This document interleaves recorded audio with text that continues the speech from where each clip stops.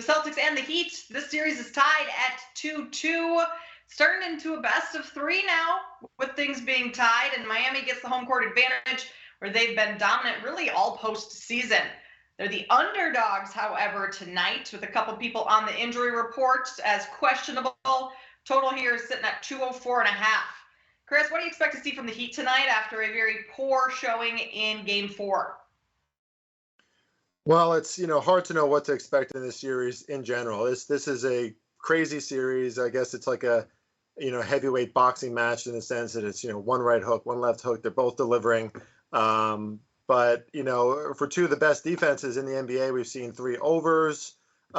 We've only seen 4 lead changes in the entire series. I mean, it's just been kind of crazy. I do think that tonight is going to be a highly competitive game. It's going to feel a lot different, I think, because obviously it's Game 5. And whoever takes the win here, a little bit of pressure off of them. Miami is going back home. I can't take them full game, but I'm going to look to take Miami early in this one because, as it turns out, that's a really big deal for the Miami Heat. So far in these playoffs, when they have won the first quarter, they went on to win 7 of those 10 playoff games. In this series, they haven't been doing that. Boston Celtics have led in 3 out of the 4 first quarters. So Miami knows that they have to get off to a better start. And this is probably something that we know about the Miami Heat at this point, but they're not really built to come from behind, right? This is a team who, even though they have a lot of offensive prowess, they play slower. They like to set the tone on defense, create those turnovers, get a lot of transition buckets. That's less likely to happen when the other team can settle in and play from ahead.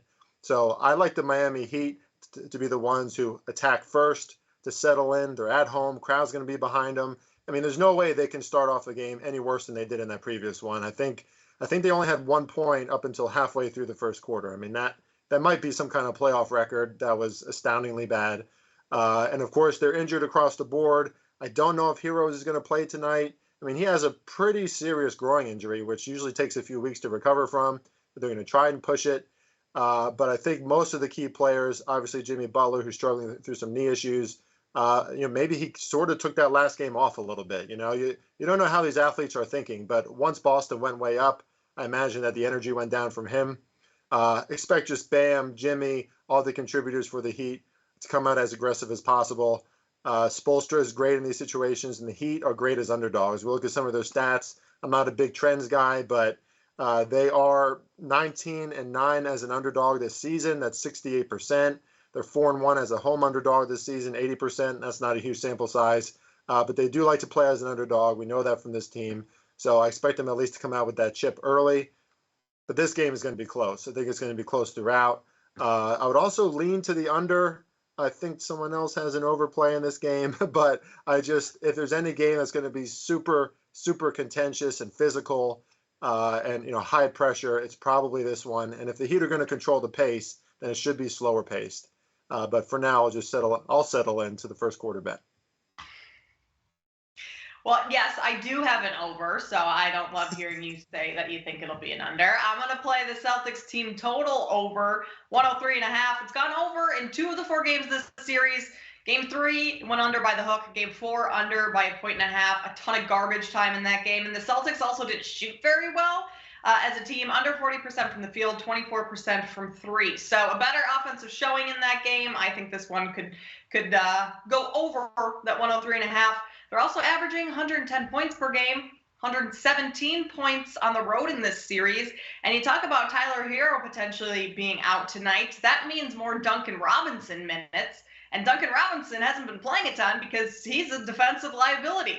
Add in Kyle Lowry, who is a little bit banged up with that hamstring. All of a sudden, his defense maybe takes a little bit of a backseat, and I think the Celtics could definitely put some points on the board. But Chris, I do like your Heat first quarter. To your point, I don't know how they come out any worse than they did in that last game, which it was some sort of a record. I don't know it off the top of my head, but very few points in that amount of time is definitely a record. Alex, what do you think of Chris and I's take today? Because you have no plays in this game. I'm just a coward. I don't know what to do with these matchups at this point. I've seen value on the Heat for most of the games. I sure do regret betting them last game when they just didn't get off the bus. I mean, I didn't hear back from customer support when I asked if, Miami actually showed up and if I could get a refund. But You actually did that. apparently they were there. They did play. They're back home. And I wonder if, part of what we saw in the last game is just kind of saving themselves, knowing that we have a 3-game series now. Miami has 2 of those games at home. I like them tonight. Celtics keep taking money. I'm just going to wait. I'll probably end up maybe with a Miami money line, depending on who actually plays tonight. I'm hoping they get one of Tyler Herro or Kyle Lowry, but it's just, they look old. They look slow. It looks like they've just beat up from a long season. They have. I mean, a lot of these guys have had injuries all year, but it's one of the problems of playoff betting. I show value on Miami just at the start of the series, and it's hard for me to get to a point where I don't show value on them, but based on what I've seen these last couple of games, the Celtics are starting to put it together. They're responding a little more.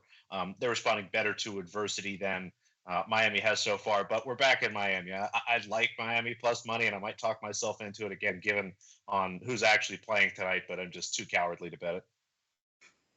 And this series has gone back and forth. They've alternated wins, both these teams, throughout the entire series, with Boston winning the last one. So if that trend continues, maybe Miami does win tonight. Chris, both Marcus Smart and Robert Williams are questionable for the Celtics tonight. If they're not able to go, do you also lean Miami full game? Yeah, I mean, I already lean Miami full game, so I would definitely do it even more so then. But it's such a slight lean at this point too, because again, the series is so tough to predict. Every other game, right? Jimmy Butler sometimes looks like an absolute superstar. I mean, he really does. And the reason why I don't think he is, or I don't think he's recognized as a bona fide superstar, is because it's not consistent. And then we saw Bam Adebayo, right, in game 3, I believe, just went off, right? 31 points, 10 rebounds, something like that. And then barely did anything in that last game. So even with those players out, the Celtics are a deep team too. And the Miami Heat, who had, 3 of their starters contribute 18 points in that last game. 2 other starters had 0. Players like Strus, Vincent, these guys, you have to expect some positive regression from them, obviously. But now they're at home, right? So once you start nailing shots like the Mavericks last night, you should be able to gain a rhythm fairly easily. And obviously, if they start nailing shots, just like the Mavericks, then they'll be able to settle into that half-court defense and play the kind of basketball that they want to play. But, you can't win games when your starters are contributing 18 points. But, yeah, Marcus Smart, we've talked about him plenty on this show, and Robert Williams are probably, in myriad ways, as important as any 2 players on the Boston Celtics because of what they can do on defense, or Marcus Smart on both sides of the ball, and as a leader on the court. So there's so many like unknowns about this game still. I wouldn't be surprised if we hear 1 or 2 injury designations updated 30 minutes before game time, because that's how the NBA is. Gotta love it. Yeah, we've had way too much of that this season. They need to figure something out for next year, because that's, unfair to us bettors who try and get the early lines, and things are changing with players being out, whatever. Alex, no place for you today because this is just kind of a hard game to figure out.